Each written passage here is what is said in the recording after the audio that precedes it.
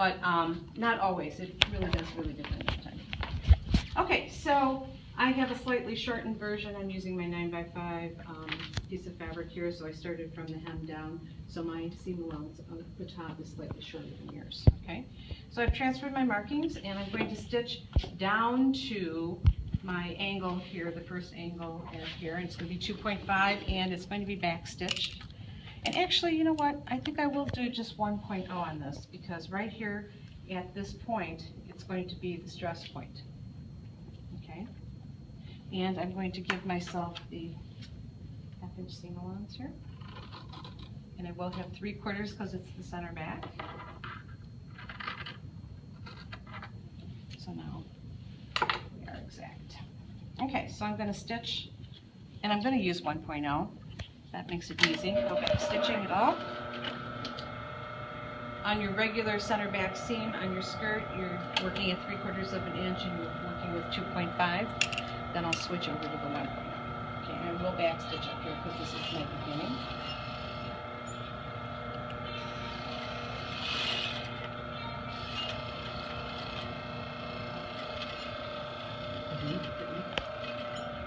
Sometimes you have to go into Yes, yes, if you want to have control and you don't want to have to spend half of the afternoon ripping everything out.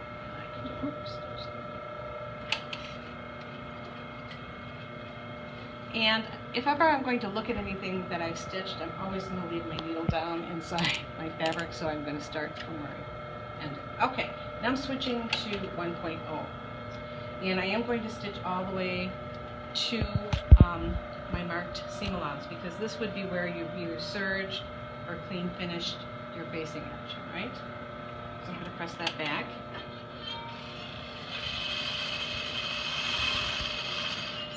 And I am going to stop right there.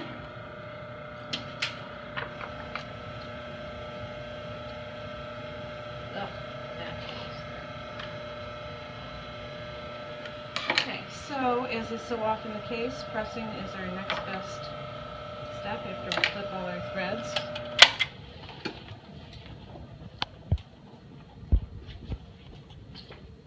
Oh, I just made a mistake. I was thinking, I just made a mistake. I'm how are sorry. you going to open it? Wow, exactly. Who's got their seam ripper?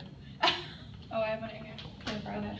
Oh my gosh. And you didn't say anything. I thought maybe there's a Oh, magic. no. I'm sitting here going, what am I doing? I'm ahead of myself. Okay. Last night I had to rip out 1.0 on a student's garment. And I have this really fine point clover seam ripper. And it just, you let me do that. Oh my gosh. See, no one is above making mistakes.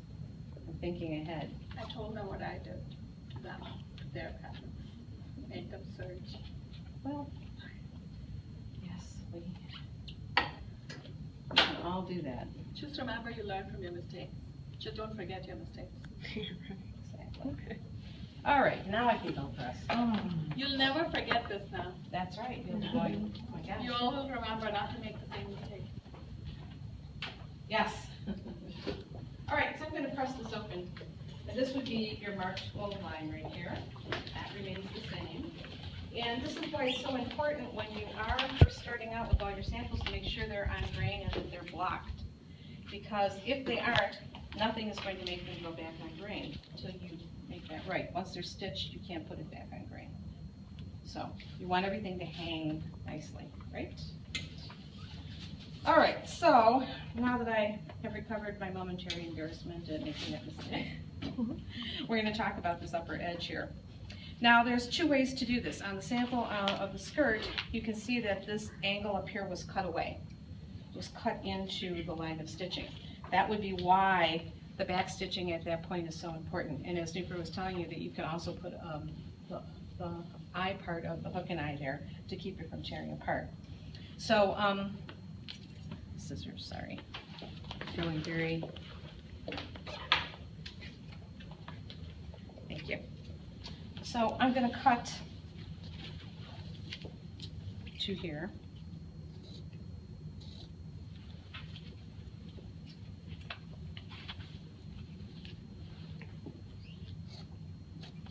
And obviously this is something that would be a decision that would be fabric driven. you want to make sure that whatever it is that you're doing, whichever technique that you use is going to be the best for your fabric and the ultimate use of the garment. So in the stress area, it's a little tricky. 9 times out of 10, this will either have some type of seam finish or you will be serging something on that back seam. So here I'm going to turn under about 1/8 of an inch.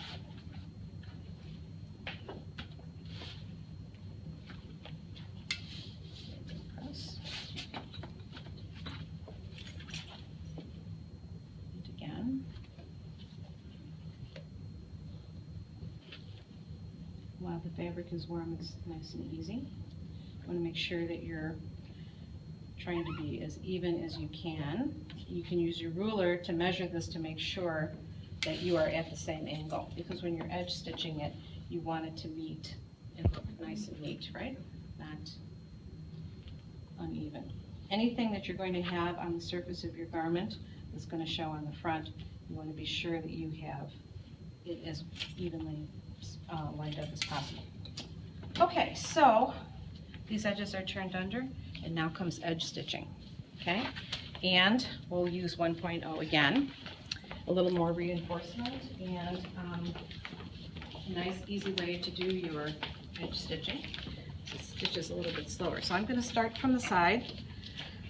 I am not going to back stitch because in this case I would, whatever seam allowance I'm using, stitch length I'm using, I would still pull the threads to the back so it looks nice and neat and tidy on the front. Okay, so. Teacher, wait. What are you going to do about this? It's going to be turned under to be clean finish.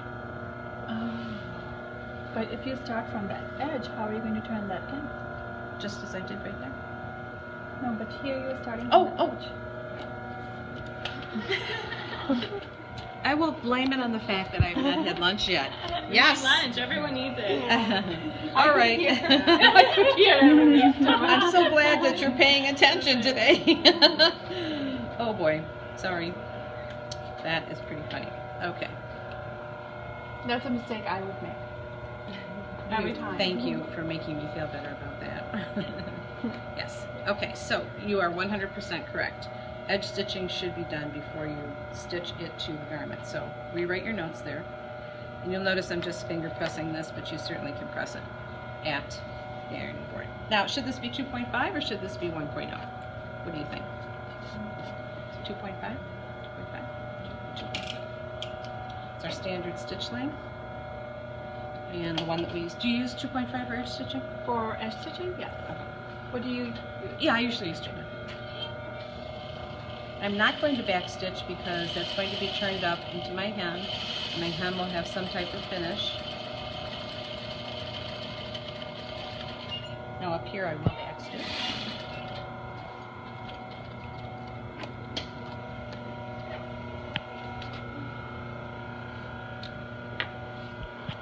Okay. Thankfully my edge stitching was worth waiting for. Pretty even. Okay.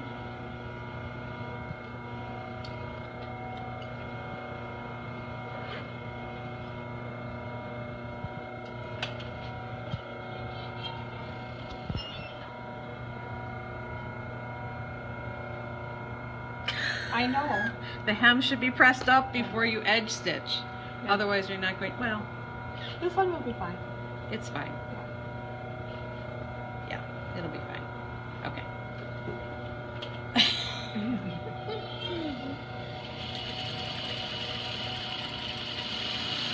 And I did not back stitch at the top. And I should have. So here's a case of listen to what I'm saying, but don't do as I'm doing. Okay, let's press.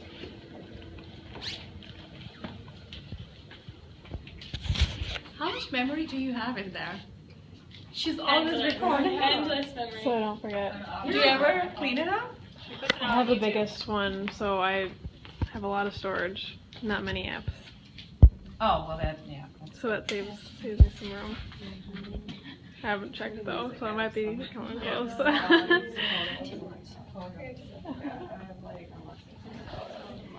All right, so I'm going to press up the hem at this point and press back the facing. And here's where you want to make sure that you are lining up nicely. And here's where. This is what you're going to be doing on your skirt, so pay attention.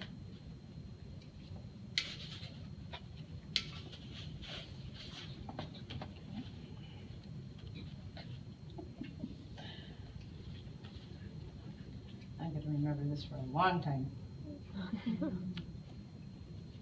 It's pretty much on YouTube, right? No. You're remember it forever. No.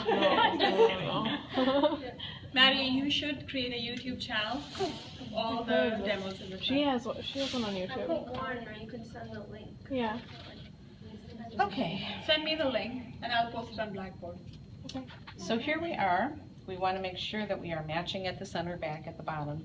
There's nothing worse than having the opportunity to make it straight and then not doing it.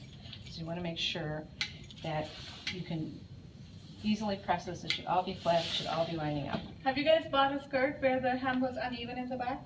Ignacio, have you worn a skirt like that? Or, let's just go to Forever 21 or where they have no hems, right? All right, so now we're just going to edge stitch the top of the belt. Now we really are going to do that stuff. That's our final step. And I am going to do that at 1.0.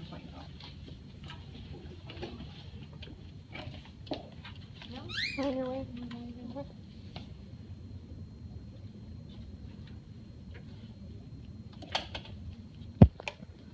We are going to fold that, right? Yes, it is folded. Oh, my little part came folded in my pressing.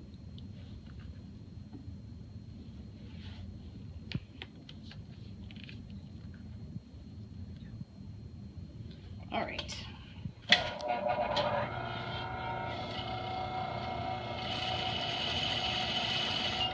That is the charm of 1.0.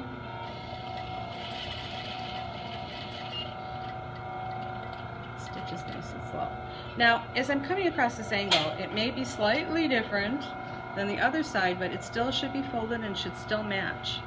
So that's the thing you want to check. Here's my little section that's over there.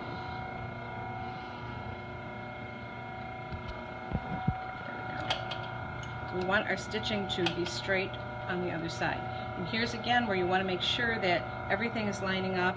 If you need to place a pin to hold this in place while you're stitching, that's fine. But after you're pressing, it should lay flat and smooth. I actually would recommend putting the pin in because the fabric does move and does they- shift, yeah. you would have a problem though.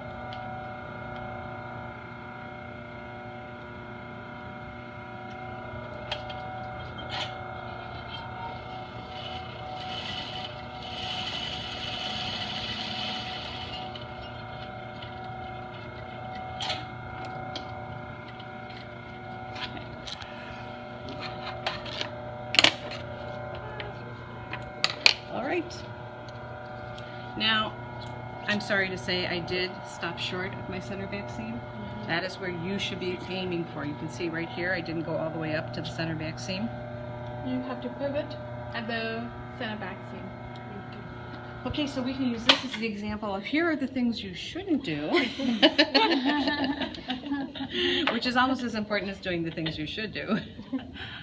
Okay, does anybody have any questions after that kind of mixed up demonstration?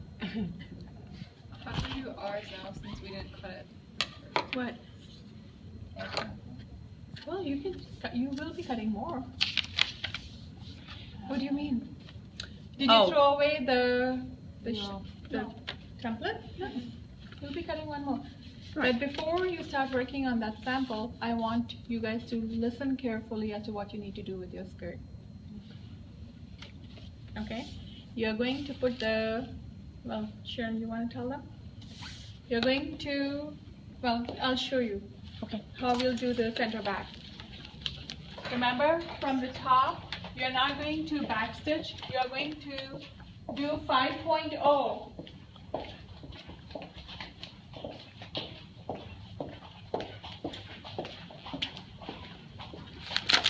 Do you have your back?